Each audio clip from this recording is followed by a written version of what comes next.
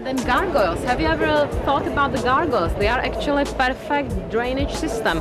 Every gargoyle has mouth, made from the pipe, and every gargoyle is spitting the water far from the cathedral.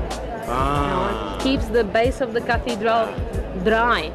On the other hand, every gargoyle has ugly face of some demon or devil, because medieval people believe that devil is afraid only of his own face.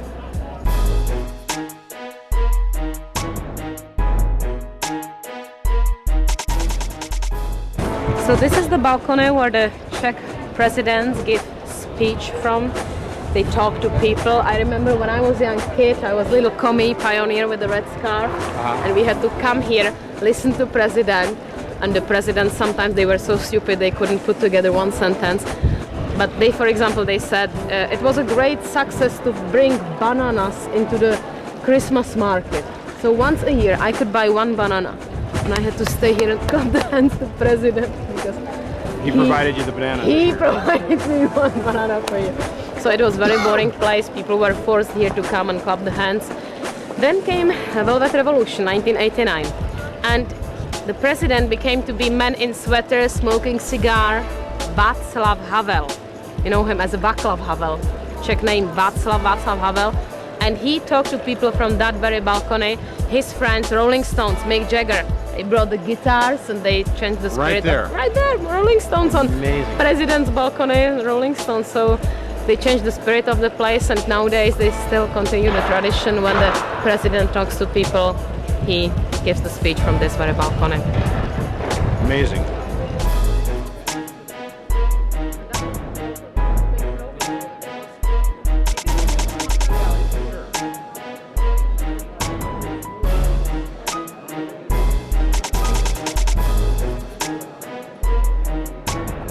So here we are coming to a very famous place. This is what they call the John Lennon Wall. After the tragic death of John Lennon in 1980, all around the world people built some monuments, memorials. But here in Prague there was communism, and it was illegal to listen to Beatles.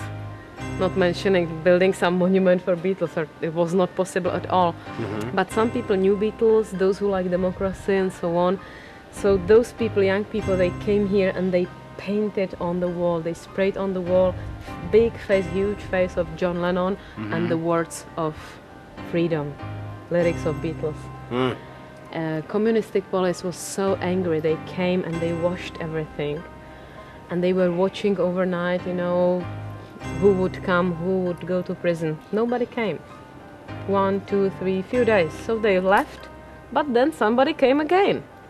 So the police came and they tried to watch it, then they left, and then somebody came. This was going on around and around, and then finally they just let it be. So in the mid of communistic Prague there was a wall full of lyrics of Beatles and words of freedom. John Lennon Wall, this is how we call it. And as you can see, until today people come and spray the messages and words of freedoms and so on. So finally we are coming to Charles Bridge, and we will enter the bridge through a very stylish staircase. Tom Cruise in the movie Mission Impossible was running up the staircase, so let's follow the steps of Tom Cruise. Oh yeah, let's go. You must run, you are like Tom Cruise. I'm waiting here. So let's cross the Charles Bridge and see all the statues. By the way, there is one place, if you have any wish, secret wish, you touch the place where the saint was killed, and your wish will become to be true. Let's go check this guy out. But you shouldn't say it to anybody.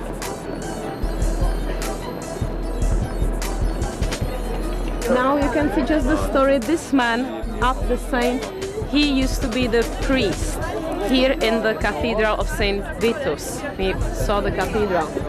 And he kept all the secrets of the confessions. He knew even the secrets of the Queen's confessions. King wanted to know those secrets, so King tortured him and killed him. And to clean the body somehow, they threw the saint from the Charles Bridge into the river. And they believe this will be the end of the man and he will flow some far away. Once the body hit the water, stars appeared above his head. So people could see the body, monks saw the body, and they took the body from the river and buried the body up in the cathedral. And many people were coming here and touching the place for good luck. It brings good luck. And it took a long time, it took 300 years. And church wanted to check it out. How can he bring so much good luck? What's all the story about? So they opened the coffin.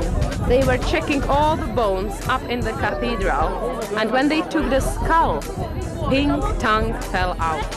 Pink tongue. They cut the tongue, blood came out. Miracle. And that proved that the man was sane.